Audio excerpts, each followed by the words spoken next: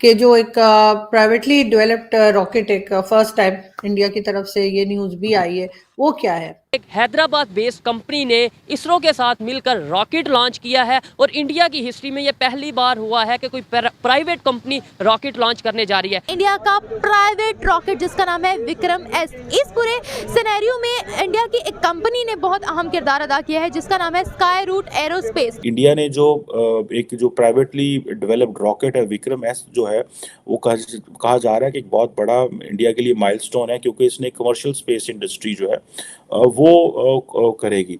क्या कहना चाहेंगे इसके ऊपर कि प्राइवेट कंपनी ने इतना बड़ा एक प्रोजेक्ट किया इंडिया की? जी देखें ना, इसमें काफ़ी सारा डिफरेंस है कंट्री पे कि वो अपने लोगों को अप्रिशिएट करते हैं। जिस तरह पिछले लास्ट 2 इयर्स में जब उन्होंने अपने सैटेलाइट लॉन्च करना चाहा तो वो नाकाम हो गए, लेकिन उनके जो अपने ऑफिसर्स थे उन्होंने उनकी सैलरी डबल कर दी थी। अच्छा, डबल कर दी। मैं इधर थोड़ी सी आपकी बात काट रहा हूँ। और हमारे यहाँ पे मीम्स बनाई गई थी, आपको अगर याद हो कि जी उनका रॉकेट कामयाब नहीं हुआ या इस सैटेलाइट कामयाब नहीं हुआ। इंडियन स्पेस रिसर्च एजेंसी है ISRO, आपको जान के खुशी होगी, it is rated number 3 in the world, number 3। India की जो डेमोक्रेसी है वो स्ट्रांग है, वो खुद पे डिपेंडेंट है। हम दूसरों पे डिपेंड करते हैं इसलिए हम पीछे रुक रहे हैं। हम अमेरिका पे डिपेंडेंट है जबकि वो अपना तजर्बे खुद कर रहे हैं। न्यू हर मतलब कि देखा जाता है कि इंडिया हर चीज़ में डेवलप कर रहा है, उनकी इकॉनमी ग्रो कर रही है, हमारी इकॉनमी डाउन जा रही है। उसकी सबसे बेसिक वजह यह है कि वो खुद पे मानते हैं हम अमेरिका पे डिपेंडेंट है। बेसिकली यही है। वो अमेरिका पे डिपेंडेंट है? नहीं, इंडिया खुद कर रहा है, हम पाकिस्तान अमेरिका पे डिपेंडेंट है। अब दुनिया चांद पे चली गई है और हम अभी चांद पे जाने के लिए एक रॉकेट का बनाने का सोच रहे हैं।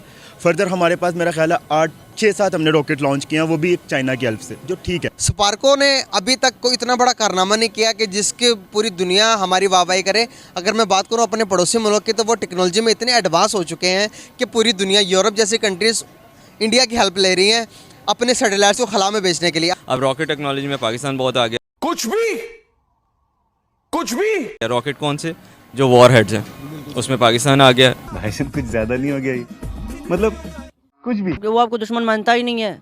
उसके सारे जो इंडिया हमें दुश्मन अब मानते ही नहीं है, उसका फोकस कहीं हो है ही नहीं। उसकी फोकस सारे एजुकेशन पे, और हमने डिफेंस का बजट बढ़ा के और एजुकेशन का कम कर दिया। कभी वो ऊपर कभी हम ऊपर, मतलब इस ऊपर ही रहे हैं। लेकिन जब आई है ना बात 2002 9/11 के बाद, फिर हमारी तबाही शुरू हुई है। असल अफगान वॉर के बाद वजह क्या बनी, मतलब उसमें एजुकेशन सिस्टम कैसे डैमेज हुआ? उसकी असल बात ये है कि हमारी जो सरकार थी या जो भी ऑफिशियल थे उनकी तवज्जो सिर्फ वो अफगान वार की तरफ चली गई और मुल्क में मार्शल भी चल रहा था। उधर वो इंस्टीट्यूट डेवलप हो रहा था टेक्नोलॉजी से रिलेटेड इंडिया में, बिल्कुल इंडिया में। इसी वजह से वो अभी लीड कर रहे हैं। मतलब जिस तरीके से इंडिया आगे बढ़ रहा है ना, अमेरिका को भी अब अमेरिका का जो कंपैरिजन है वो बड़ी बड़ी कंट्री से होता है। तो अब आने वाले अरसे में हमें इंडिया के आगे भी हाथ फैलाने की नौबत आने वाली है। जहाँ तक आप बात करें इंडिया तक हाथ फैलाने की, एक तल्ख हकीकत बयान कर रहा हूँ कि जिस तरह से हम लोग बिल्कुल एक सोए पड़े हैं, हमारी कौम जो है वो सोई पड़ी है। तो इस हिसाब से साफ ज़ाहिर है वो उनका डे 1 से यही मिशन है कि हमने पाकिस्तान पे हमला करना है। हमने नहीं पाकिस्तान पे हमला करना उनका डे 1 से अगर यही मिशन होता ना तो वो आगे कभी ना पहुंच पाते। अगर उन्होंने, वो कहते हैं ना कि जो किसी के लिए गड्ढा खोदता है ना वो खुद गिर जाता है खड्डा। तो अभी तक हमने तो देखा नहीं है कि इंडिया किसी खड्डे में गिरा हो। आप देखिए, हमें खुद ही काम करने की लगन नहीं, हम ब्लेम हमेशा इंडिया को करते हैं। नहीं, ब्लेम इसलिए करते हैं कि ये तो आप कह रहे हैं ना उसने हम पे हमला नहीं किया, जो भी वो तो हमारा thanks to doctor Abdul Qadeer के वो जो न्यूक्लियर पावर है वो उनके लिए एक बहुत बड़ा धचका है कि इसके बगैर उन्होंने कहते हैं वो कवर नहीं। आपको एक बात बताऊं, उनके पास न्यूक्लियर पावर अब हमसे ज़्यादा है। वो अब उन्होंने जो मिसाइल्स भी बना लिए हैं रिसेंटली जो उन्होंने लॉन्च किए हैं, वो भी बहुत उनकी आगे तक की रेंज है।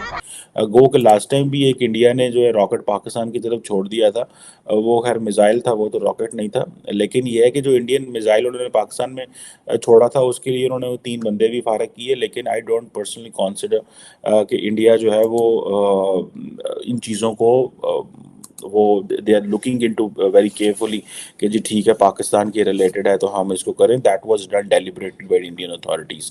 I have all the doubts and all that. नहीं, इसमें ये है ना, जिस तरह जिया ने उनको जाकर कहा था ना उधर कि अगर आप लोग हम पर हमला करते हैं, क्योंकि उसने कहा था कि जो चीज़ आपके पास है वो हमारे पास भी है। उनका इशारा ये था कि न्यूक्लियर पावर की तरफ, वो हम भी हैं, उस वक्त हम बन चुके थे। लेकिन उनका जो खौफ है, जो बेसिक चीज़ उनको डराती है वो ये है कि जिया ने कहा था कि अगर आप लोग हम पर हमला करेंगे, उनको कोई भी चीज़ डरानी थी। अब वो अमेरिका से नहीं डर रहे तो पाकिस्तान से क्या वो डरने वाले हैं? और हम जिन्हें दुश्मन मानते हैं वो हमें दुश्मन भी नहीं मानते। हाँ दुश्मन, ये अभी रिसेंटली आपने मेरे ख्याल में वर्ल्ड कप देखा होगा, उसमें इंडियन और पाकिस्तानी फ्लैग दोनों इकट्ठे थे, तो इससे यही साबित हो रहा है कि उनकी तरफ से चेंजिंग आ रही है। अभी जो हमारी इस्टेब्लिशमेंट है ना, इसे भी अपना ज़रा रवैया चेंज करना चाहिए। और जो हमारे जहनों में ये बताया गया हमने 71 की जंग जीती, हमने 65 की जंग जीती, ये सब झूठ है। कोई जंग हम नहीं जीते। अगर कोई मतलब बात करे ना मेरिट पे, तो लेकिन जो मेरिट पे बात करेगा वो फिर नजर भी नहीं ना आए। जी, वो फिर उठाया जाएगा, वो ब्लैक वीगो आएगी, वो बंदा गायब।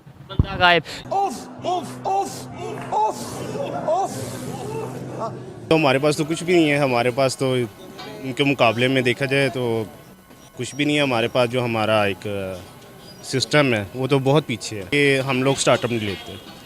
वो लोग ट्राई करते हैं, हम लोग ट्राई नहीं करते। हम लोग देखा जाए तो दुनिया से हम बहुत पीछे हैं। जो इसरो में एक चीज आपको बताऊं, ये नहीं कि हिंदुस्तानी में तारीफ कर रहा हूँ, सच बोल रहा हूँ, दिल से बोल रहा हूँ।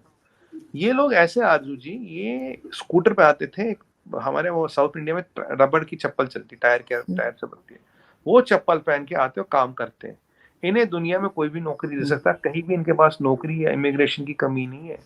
बट ये लोग ऐसे डेडिकेटेड हैं, इन्हें काम के अलावा कुछ दिखता ही नहीं। उनके जिन्होंने एटॉमिक उन्हें बनाया था कंट्री, उन्हें प्रेसिडेंट बनाया गया था।